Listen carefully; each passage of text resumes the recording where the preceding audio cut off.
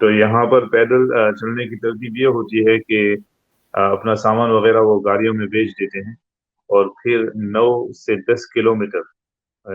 شہر کے باہر وہ پیدل چلتے ہیں، اور پھر اس کے بعد وہ گاڑیوں میں جب موٹر وے آ جاتا ہے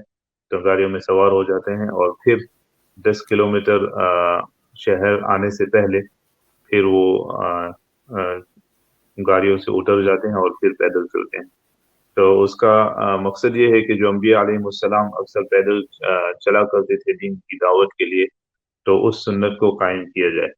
اور دوسری بات یہ ہے کہ جب اندرون شہروں میں جو پیدل جماعت ہوتی ہے، ان کا اکثر کام یہ ہوتا ہے کہ وہ شہر کے باہر چھوٹی چھوٹی ولیجز میں کام کرتے ہیں،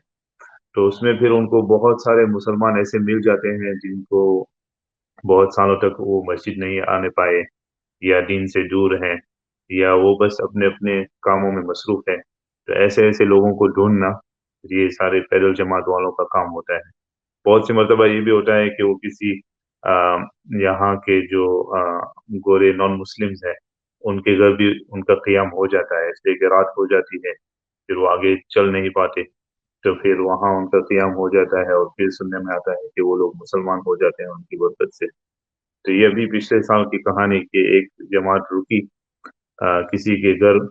گورا بندہ تھا، نان مسلم تھا،